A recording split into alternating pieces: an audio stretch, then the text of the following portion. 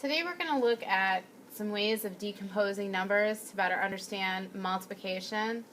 And we're going to look at these three different properties that we'll be using just so we understand some basic concepts within multiplication. So the first concept, and you should have heard of this hopefully in 4th grade and possibly in 3rd grade as well, is the commutative property of multiplication. And what that states is, as long as you're multiplying the same factors, order doesn't matter.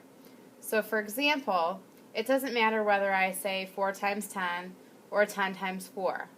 It's the same answer, it's the same problem essentially.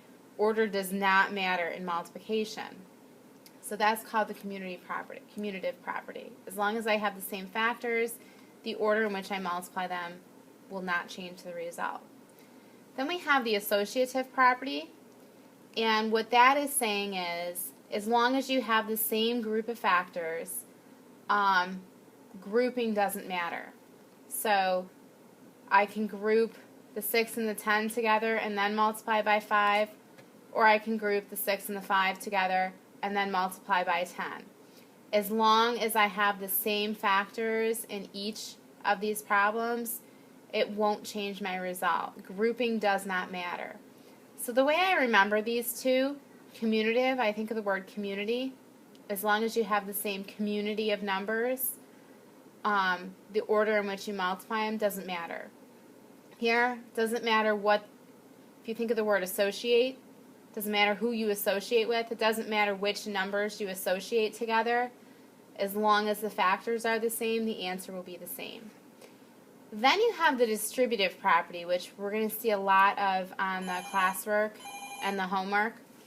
So if you look, this has to do with separating the factors and then multiplying each add-in separately.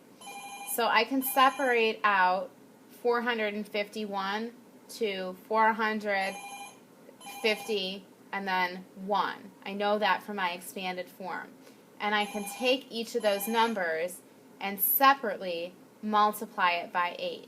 So 451 times 8 is equivalent to 400 times 8 plus 50 times 8 plus 1 times 8. And we're going to see a lot more of this where we're decomposing the different numbers to end up with a different way of doing it, but the same answer. So we're going to look at some example problems. I'm going to start with the problem set, which is similar to the homework, but not the exact same numbers, and then we'll look at a couple problems on the homework as well. Let me just squeeze through here.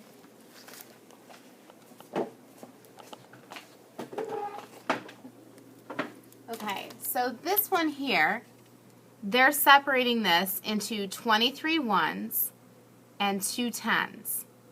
So what they want you to think of it as is doing the numbers separately and then doing the powers of 10 or the place separately.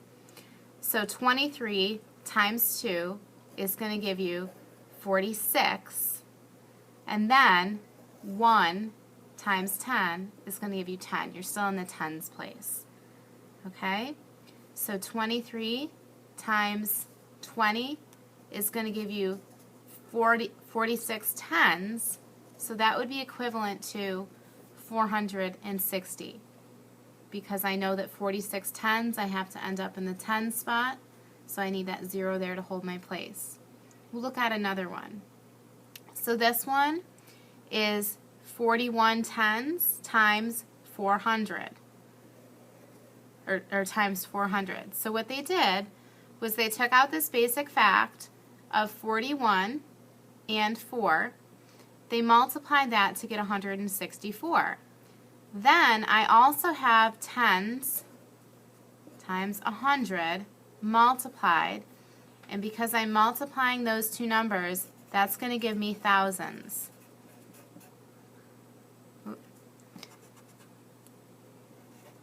And you can count the zeros here, 1, 2, 3.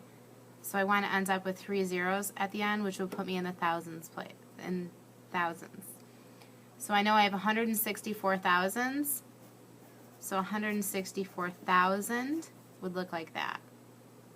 All right, we'll look at one more. 23 times 2. Okay, we have 230 times 20, but they want you to look at it that way. So think 23 tens times 2 tens. 23 times 2 is going to give you 46, but here I have 10 times 10, which is going to give you 100. So 4,600. So if I multiply them together, I have to make sure that the 46, that I end up with the 46 in the 100 spot. Now let's look at that. That's where some kids will get confused, but my 4 is in the 100 spot. My 46 actually ends in the 10 spot. So I want to make sure that 46 ends up in the hundreds spot. So that's a little confusing because I actually go into the thousands place there. All right, let's look at some down here. It says determine if these equations are true or false. Define your answer using your knowledge of place value and the commutative, associative, and or distributive properties. So they're separating out, they're saying 6 tens, is that equivalent to 2 tens times 3 tens? Well, I know that the 2 and the 6 are right because that'll give me 2 times 3 will give me 6. So that part of it's right. Let's look at the second part. 10 times 10, will that give me 10? That'll actually give me 100. So this is false, and I want to explain why it's false. I would use words to explain that in my first number, I'm talking about 6 tens, or 60, and in my second number, I'm actually talking about 600, since 10 times 10 is going to give you 100. So let's look at this next one. We have 44 times 20 times 10. So they've separated it out even further. And they want to know if it equals 440 times 2. Let me show you an alternative way, and then we'll work through it the way that the book intends.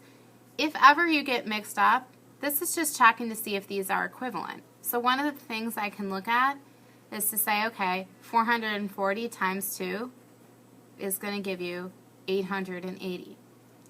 44 times 20 is actually going to give me 880, and then I'm multiplying by another 10, and that'll give me 8,810. So I know these are false. And I can explain it by saying, you know, there's an extra 10 in part B. Okay? We'll look at a couple of the word problems on your homework really quick. This one says, a concrete stepping stone measures 20 inches square. So you can draw a picture of that. And we know that there's, so they want to know, so it's 20 inches square. They want to know what is the area of 30 tiles. So it's these times 30. So what I want to do is go over here, 20 times 30. Okay, I can take my basic fact, which is 2 times 3. It'll give me 6. And then I have 10 times 10, which will give me 100. I end up with 600. So 600 inches square. And I want to write an answer statement. The area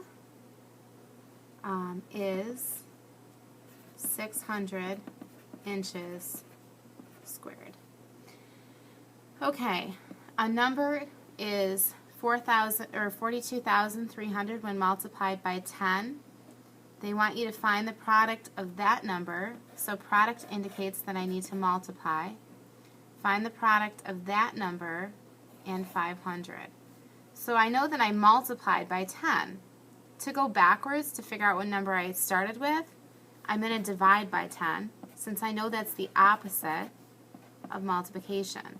So to go backwards, I'm going to divide by 10, which means I move my decimal back one spot. So I have 4,230. That's the number I started off with, because this was my answer when I multiplied by 10. I got that answer. So this was my starting number. I want to know the product of that number and 500. So I would take this and multiply it by 500 and write an answer statement. And I'll let you finish that on your own.